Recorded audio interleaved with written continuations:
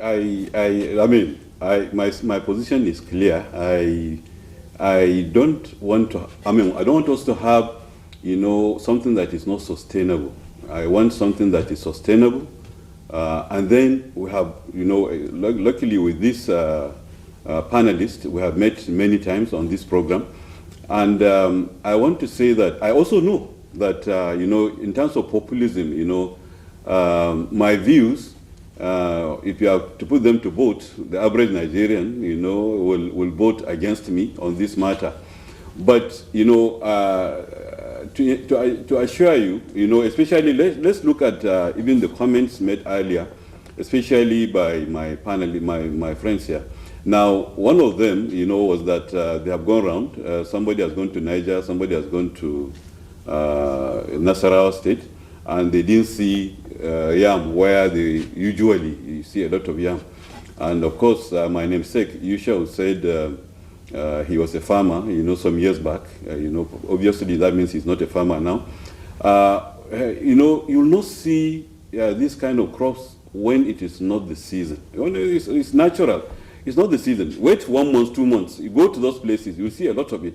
Now, I know there is a lot of challenge, and I know that there is so much inflation in the country, and and of course the fasting, and we have also analyzed inflation on this program, and food-related inflation is high, and so it's a concern, and you have to eat, to survive. It's a concern.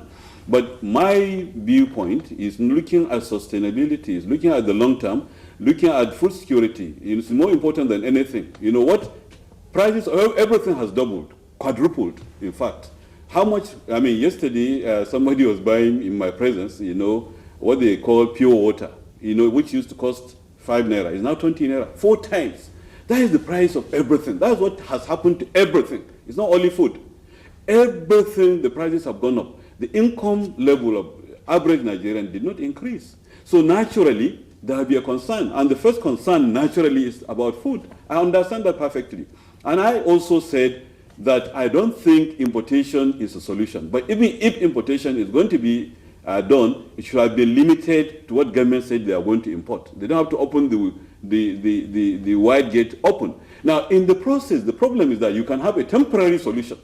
You can have a temporary solution, even by making this pronouncement. I told you, prices will come down. Why? Because speculators who have actually these commodities stocked in their various warehouses will now bring them out because they are afraid, prices. There will be, this window will now bring a lot of things from outside, and then some producers, like manufacturers who can afford to wait a little bit, and not come to the market to buy. So that will naturally affect prices.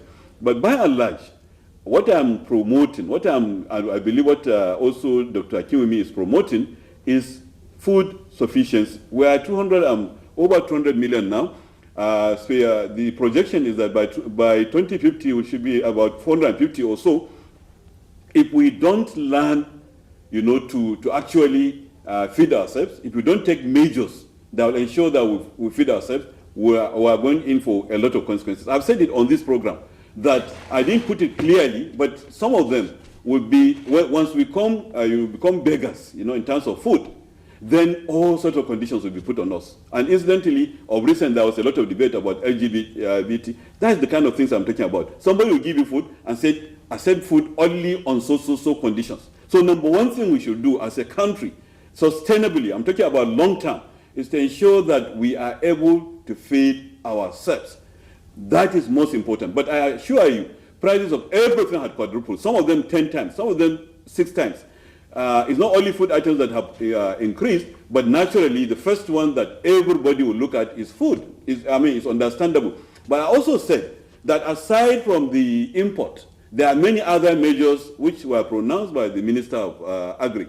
Those measures are useful, but it requires commitment. Like, for example, working together with the state governments, to ensure that they improve irrigation is one of them. They said they want to ensure that they can improve irrigation, and then they want to work with the armed forces, for example, to ensure that there is an arrangement whereby they want to see that the armed forces are given land, so that and other paramilitary organizations will also be approached.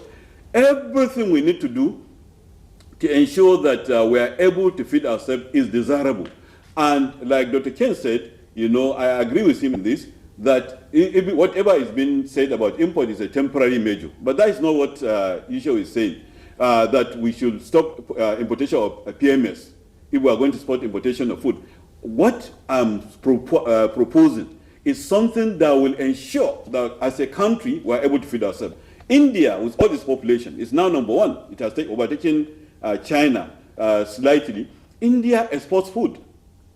Now, China is not importing food. And we're talking about borders. Borders have been opened long ago. And we have said, even when borders were closed, on these programs earlier, even when borders were closed, trade was taking place, between our neighbors and us, especially in food-related items. The one that was really, that the government sustained something about was rice. Even that one was being smuggled somewhat. Now, I am looking at various measures, and I'm saying that among some of those measures that have been propounded, some of them will not be possible for this season. And even the import, what we are going to see the impact in the next 1 month, in the next 1 week, in the next 2 months, will be impact that is related to just the pronouncement, and then impact that will be affected by the fact that harvest for some products have started. That is the impact we are going to see. Otherwise, how long does it take, to import? From the time you make the pronouncement, how long do you think the cycle, between when you open the letter of credit and when the goods come in? By the time the goods come in 5 months, it will be actually all of these commodities will have been a lot in the market. I think what also was being propounded, and I like that by Dr. Ken, is that we should try to develop our capacity, especially our silos, our storage capacity. Government should ensure that instead of, because I'm sure when they gave that 42,000 metric tons, that is all they had probably.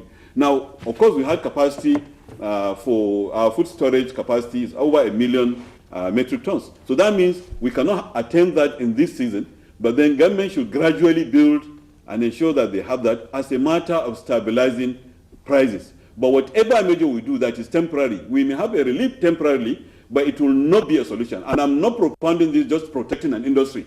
I'm saying that even for farmers, if you don't protect them, next year they don't have to farm. I know that because I'm still a farmer. I'm a farmer. Even yesterday, like I told you, I was in my farm. I know that people have come back because they saw that, like Yusha said, the cost of fertilizer, for example, is 40-something thousand. Now, with that, if a fertilizer can give you 1 bag, and then the bag is selling at 20-30,000, you will not be motivated to go and produce. So what we should do is to protect this market, because if there is any market that needs to be protected, it's the farmer. If you don't protect the farmer will not go to the farm. And if the farmer doesn't go to the farm, you think you have all the foreign exchange, you have all the money to import. You think for a population of 250 million or 230 million, also a population that has the potential to become 400 and something million, we should depend on importation? I don't think that is. So as passionate as anybody can be, I am telling you that in reality, the pronouncement will just affect the market, but it's not the best option. Importation is not the best option. If you are going to open the window, then government should import itself and then sell directly to some of these users, especially the major millers, so that will dampen but any measure that you do that will discourage the farmer from farming is not in the best interest of this country. That's what I'm saying.